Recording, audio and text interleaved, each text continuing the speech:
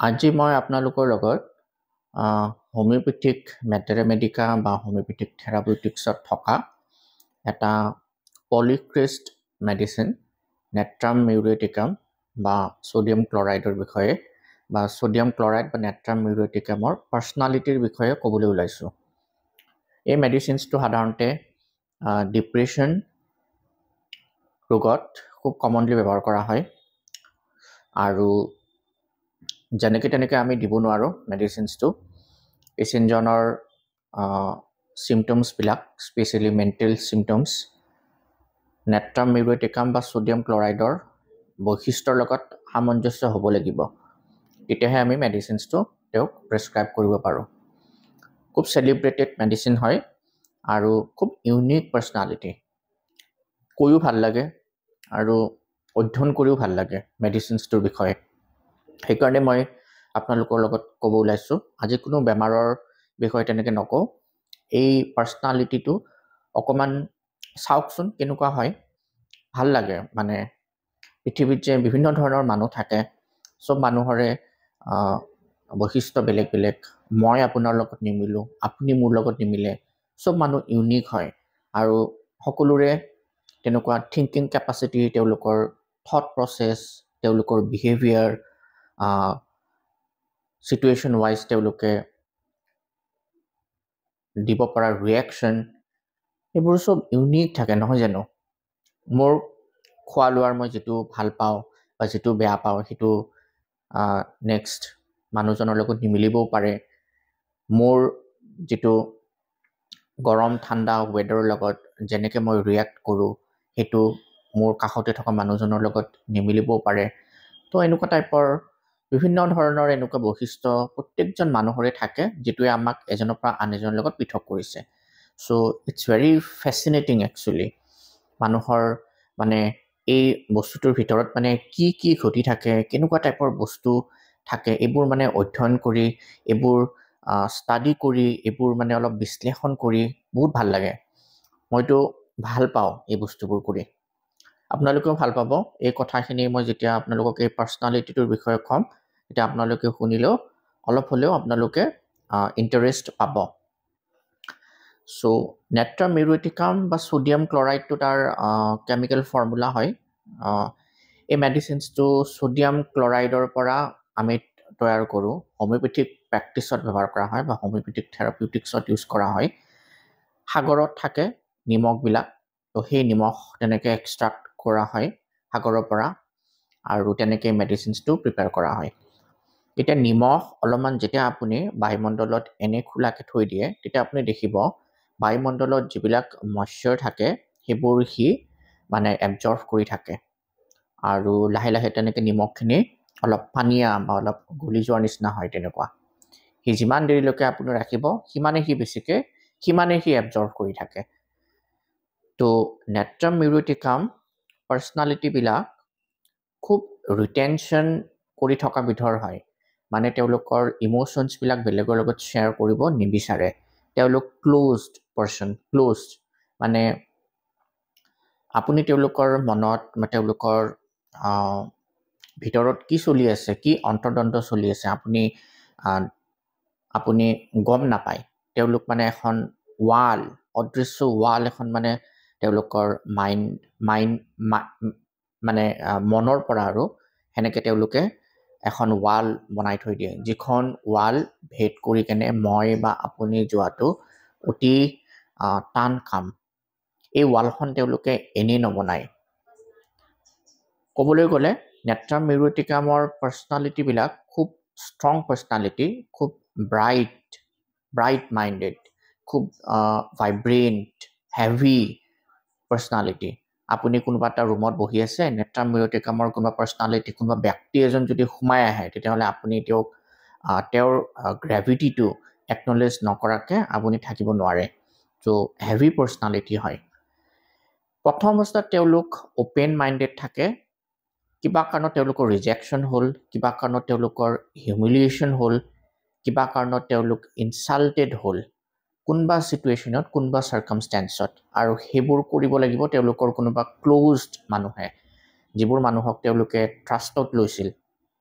যিবোৰ মানুহক তেওঁলোকে বিশ্বাসত লৈছিল, যিবোৰ মানুহ তেওঁলোকৰ ডিয়াৰ ওৱান আছিলে, খুব মৰমৰ আছিলে, খুব বিশ্বাসৰ, খুব ট্ৰাষ্টি, তেনেকুৱা মানুহে তেওঁলোকৰ বিশ্বাসঘাতকতা কৰিলে, তেওঁলোকক বিট্ৰে কৰিলে, তেওঁলোকক ডিচিভ কৰিলে, আৰু তাৰ কনচিকুৱেঞ্চেছ হিচাপে তেওঁলোকে সেই ৰিজেকশ্যনটো, সেই হিউমিলিয়েশ্যনটো, সেই মিছট্ৰিটমেণ্টটো, সেই মিছবিহেভিয়াৰটো তেওঁলোকৰ মাইণ্ডত মানে খোদিত হৈ গ'ল, তেওঁলোকৰ হাৰ্টত সেই বস্তুটো খোদিত হৈ গ'ল, সেইটোৰ পৰা তেওঁলোকে অভাৰকাম কৰিব নোৱাৰে। সেই বস্তুটোৱে তেওঁলোকক এনেকৈ তেওঁলোকৰ চাইকত এফেক্ট কৰিলে, তেওঁলোকে নিজৰ চাৰিওফালে এখন অদৃশ্য ৱাল এখন ক্ৰিয়েট কৰিলে, যিখন ক্ৰছ কৰি কেনে কোনো মানুহক তেওঁলোকে আহিব নিদিয়ে, কাৰণ তেওঁলোকে ভয় খায়, মই অলৰেডি এবাৰ ৰিজেকশ্যন হৈ গ'ল, মোৰ এবাৰ হিউমিলিয়েশ্যন হৈ গ'ল, ইনচাল্টেড হৈ গ'লোঁ, ফাৰ্ডাৰ আৰু মোৰ দ্বাৰা নহ'ব।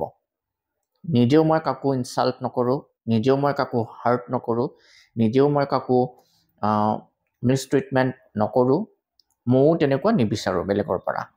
যিমানে মই বেলেগৰ ক্ল'জড হৈ থাকিম, যিমানে মই ৰিলেশ্যনশ্বিপ আকৌ এষ্টাব্লিছ কৰিম, আকৌ এনেকুৱা ৰিপিট হোৱাৰ চান্সটো থাকিবই। তো সেইটো কাৰণে তেওঁলোকে এবাৰ তেনেকুৱা মিছট্ৰিটমেণ্ট বা এবাৰ তেনেকুৱা ৰিজেকশ্যন হৈ যোৱাৰ পিছত তেওঁলোকে সাধাৰণতে ছেকেণ্ড টাইম আকৌ সেনেকুৱা ৰিলেশ্যনত ইনভলভ হ'বৰ কাৰণে বা ইণ্ডালজ হ'বৰ কাৰণে তেওঁলোকে 100 বাৰ চিন্তা কৰিব, আৰু খুব কমেই থাকে। মিউৰেটিকামৰ পাৰ্চনেলিটিবিলাকে ধৰক লাভ ৰিলেশ্যনশ্বিপে কৰিলে, তেওঁলোকৰ কিবা কাৰণত তেওঁলোকৰ পাৰ্টনাৰে তেওঁলোকক ডিচিভ কৰিলে, তেওঁলোকক বিট্ৰে কৰিলে, তেওঁলোকক চিট কৰিলে, তো ইভেঞ্চুৱেলি তেওঁলোকে সেই ৰিলেশ্যনশ্বিপটোত আকৌ তেনেকৈ তেওঁলোকে নাযায়, বা তাৰ পৰা ওলাই আহিব, ওলাই আহি কিনে আকৌ বেলেগ মানুহৰ লগতো তেওঁলোকে ৰিলেশ্যনশ্বিপ এষ্টাব্লিছ কৰিব নোখোজে আৰু নোৱাৰে। ইন মষ্ট কেছত তেওঁলোকে নকৰে। তেওঁলোকে সেই সময়ৰ সেই ৰিজেকশ্যনৰ সেই বিটাৰ মানে মেমৰিজবিলাক তেওঁলোকৰ মনত খোদিত হৈ যায়, আৰু সেইবোৰ তেনেকুৱা ফ্লেশ্ববেক হিচাপে আহি থাকে। সেই ফ্লেশ্ববেকবিলাক প্ৰত্যেকটো মুহূৰ্ততে তেওঁলোকৰ থাকে। সেইটো মেবি সপ্তাহত এদিন হ'লেও তেওঁলোকৰ আহিব, তেওঁলোকৰ 2 দিন 3 দিনৰ মূৰে মূৰে আহিব। তেওঁলোকৰ সেই বস্তুবোৰ মানে ইটছ লাইক ৰেমিনিশ্যন কৰি থাকে তেওঁলোকে, আৰু তেওঁলোকৰ ৰিভেঞ্জফুল এটিটিউড নাই, কিন্তু সেই এক্সপিৰিয়েঞ্চখিনিয়ে তেওঁলোকক এনেকৈ মানে এফেক্ট কৰে, যিটো মানে গোটেই লাইফ টাইম তেওঁলোকে সেই বস্তুটোৰ পৰা তেনেকৈ অভাৰকাম কৰিব নোৱাৰে। সেইটো কিমানেই পুৰণা হওক, 10 বছৰে হওক, 20 বছৰে হওক, কিন্তু তেওঁলোকৰ মনত মানে সজীৱ হৈ থাকে বস্তুটো। এনেকুৱা পাৰ্চনেলিটিবিলাক সাধাৰণতে খুব ক্ল'জ থাকে, ৰিজাৰ্ভড। আপোনালোকে তৎক্ষণাত তেওঁৰ মানে মনস্তাত্ত্বিক দিশটো আপোনালোকে ধৰিব নোৱাৰিব। এজ এ ডক্টৰ আমিও প্ৰথম কনচালটেশ্যন কৰিলে তেওঁলোকক প্ৰথম তেওঁলোকে কেতিয়াও অ'পেন নহয়, তেওঁলোক ক্ল'জড হৈ থাকে, আৰু ফাৰ্ষ্ট কনচালটেশ্যনটোতো তেওঁলোকে আপুনি খুব স্কিল্ড প্ৰেক্টিশ্যনাৰ হ'ব লাগিব, তেতিয়াহে তেওঁলোকৰ পৰা চিমটমছ তেনেকৈ ইভালুৱেট কৰিব পাৰিব যে ৰুট কজটো কি আছিলে, কোনটো বস্তুৰ পৰা তেওঁলোকৰ মানে গোটেই মানে বেমাৰবিলাক আৰম্ভ হ'ল। আৰু নেট্ৰামিউৰেটিকাম পেচেণ্টৰ সাধাৰণতে তেওঁলোকৰ যিকোনো বেমাৰ, সেইটো বেমাৰটো তেওঁলোকৰ ফিজিকেল বেমাৰ হিচাপে মই কৈছোঁ, তেওঁলোকৰ ৰুট কজটো মাইণ্ডত থাকে। তো এই মাইণ্ডৰ সেই ৰুট কজটো যেতিয়ালৈকে আপুনি ওলাব নোৱাৰে, সেই হিচাপত তেওঁলোকক দৰৱ নিদিয়ে, তেওঁলোকৰ কোনো ফিজিকেল চিমটমছ তেনেকৈ ভালকৈ ইম্প্ৰুভ নহয়, আৰু বেমাৰবিলাকৰ পৰা তেওঁলোকে সম্পূৰ্ণৰূপে অভাৰকাম কৰিব নোৱাৰে। এনেকুৱা পেচেণ্টবিলাক সাধাৰণতে নিজৰ মনৰ ভিতৰতে ৰাখে থট প্ৰচেছবিলাক, বা তেনেকুৱা আইডিয়াছ, বা তেওঁলোকৰ চেণ্টিমেণ্টছ, এইবিলাক বেলেগৰ লগত শ্বেয়াৰ নকৰে। কোনোবা মানুহ আহি কেনে যদি তেওঁলোকক কিবা কনচুলেশ্যন কৰিব বিচাৰে, কোনোবাই চিম্পেথি দিব চেষ্টা কৰে, সেইবোৰৰ প্ৰতি তেওঁলোক যথেষ্ট মানে এভাৰ্ছ, সেইবোৰ তেওঁলোকে নিবিচাৰে। আৰু তেওঁলোকক যদি কোনোবাই ভাল চিন্তা কৰে, তেওঁলোকৰ সেইটো হৈছে time is the best Hiller. মানে যিমানে সময় যাব সিমানে তেওঁলোকৰ সেই গ্ৰিভিয়েঞ্চেছবিলাক সিমানে তেওঁলোকৰ পাতল হৈ যায়, যদিও সম্পূৰ্ণৰূপে নকমে, কিন্তু সেই বস্তুবোৰ পাতল হৈ যায়। চ' সেনেকুৱা পেচেণ্টবিলাকক সাধাৰণতে কেতিয়াও কনচোল কৰিব বা তেওঁলোকক মানে দিলাচা দিয়া, সান্তনা দিয়া, এই বস্তুবোৰ তেওঁলোকে কেতিয়াও নিবিচাৰে।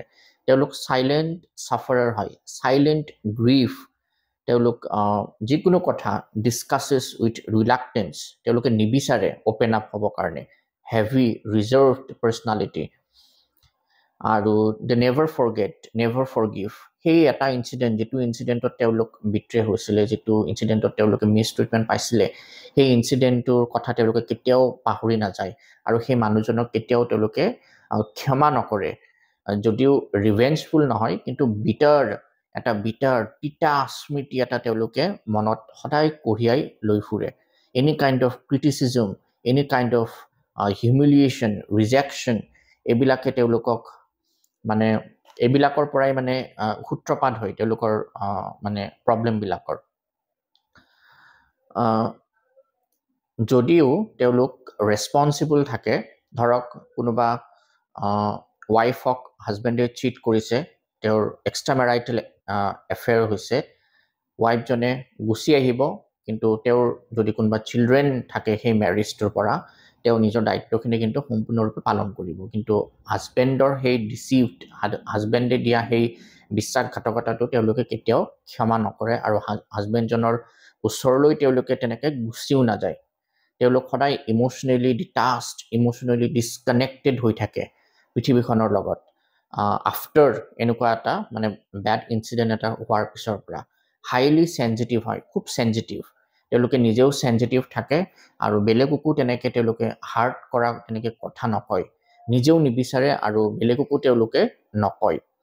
তেওঁলোকৰ ইণ্টেনশ্যনবিলাক সদায় জেনুইন থাকে, কিপ ইট ইনচাইড, আৰু লগতে খুব ব্ৰুড কৰি থাকে, মানে ফ্লেশ্ববেকবিলাক আহি থাকে সপ্তাহত, মাহত, তেনেকৈ তেওঁলোকে সেই গ্ৰীফবিলাকৰ ব্ৰুডিং, মেলানকলি, গ্ৰীফ, এইবিলাকৰ পৰা তেওঁলোক মানে অভাৰকাম কৰিব নোৱাৰে, এইবোৰ তেওঁলোকৰ আহি থাকে।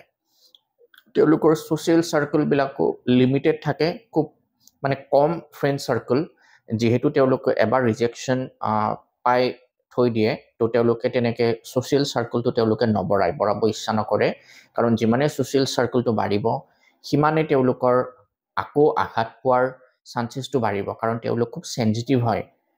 তো সেইটো কাৰণে তেওঁলোকৰ খুব ক্ল'জ নিট, খুব মানে লিমিটেড ফ্ৰেণ্ডছ থাকে। নেট্ৰামিউৰ পেচেণ্টৰ সাধাৰণতে খুব মানে লিমিটেড ফ্ৰেণ্ড চাৰ্কল থাকে, এজন বা মেক্সিমাম দুজন তেনেকুৱা ক্ল'জড মানুহ থাকে, যি দুজনৰ লগত তেওঁ মানে খুব মানে ইমোশ্যনেলি ইনভলভ। তেনেকুৱা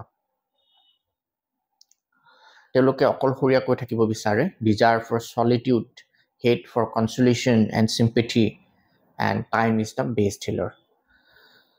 তো এনেকুৱা টাইপৰ তেনেকুৱা আমি চিমটমছ পালে বা এনেকুৱা মানে লক্ষণ বা হেৰি পালে আমি তেনেকৈ পেচেণ্টজনক নেট্ৰাম মিউৰ'টিকাম দৰৱটো দিওঁ। খুব হাই পাৱাৰত তেনেকৈ দিয়া হয় মেডিচিনছটো, খুব হাই পাৱাৰ বুলি নকওঁ, হাই পাৱাৰত মেণ্টেল মেকআপ পুৰা ক্লিয়াৰলি ওলালে সদায় আমি হায়াৰ পটেঞ্চিৰে দৰৱবিলাক ষ্টাৰ্ট কৰোঁ। আৰু ডেফিনেটলি দৰৱখিনিৰ পৰা তেওঁৰ যিবিলাক বিটাৰনেছ, যিখিনি তেওঁৰ বেড মেমৰিজ থাকে, সেইখিনিৰ লগত তেওঁৰ একচেপ্টেঞ্চটো বাঢ়ি যায়। এনেকুৱা নহয় যে দৰৱ দিলোঁ আৰু তেওঁ একেবাৰে বেমাৰটোৰ পৰা একদম একো চিমটম নোহোৱাকৈ ওলাই আহিল, তেনেকুৱা নহয়। হোমিঅ'পেথিক মেডিচিনছটো, চিমিলিমামটো যদি নেট্ৰাম মিউৰ'টিকাম হয় পেচেণ্টজনৰ, মানে একুৰেট মেডিচিনছটো, ডেফিনেটলি তেওঁৰ পৰিস্থিতিৰ লগত তেওঁৰ একচেপ্টেঞ্চটো বাঢ়ি যায়, তেওঁৰ সেই বিটাৰনেছটো কমি যায়, তেওঁ একচেপ্ট কৰিব পৰা হয়, তেওঁ প্ৰেক্টিকেল হয়, আৰু যিবোৰ তেওঁৰ ফ্লেশ্ববেকছ, যিবোৰ মেমৰিজ তেওঁ মানে আহি থাকে, ব্ৰুডিং, মেলানকলি, এই বস্তুবোৰ তেওঁৰ যথেষ্ট পৰিমাণে কমি যায়। চ' গম পালে যে হোমিঅ'পেথিক প্ৰেছক্ৰাইব বা প্ৰেছক্ৰিপশ্যন কৰিলে আমি সাধাৰণতে অকল ফিজিকেল চিমটমৰ ওপৰতে বেছ নকৰোঁ। বিভিন্ন ধৰণৰ ক্ৰনিক কেছবিলাকত আমি মেণ্টেল মেকআপটো পেচেণ্টৰ চাব লাগে, আৰু খুব ষ্ট্ৰাইকিং মানে ইউনিক পাৰ্চনেলিটি থাকে হোমিঅ'পেথিক মেডিচিনছবিলাকৰ, আৰু সেইবোৰ ষ্টাডি কৰি খুবেই ভাল লাগে। আজিলৈ এইখিনি কথাই ক'লোঁ। Thank you so' much.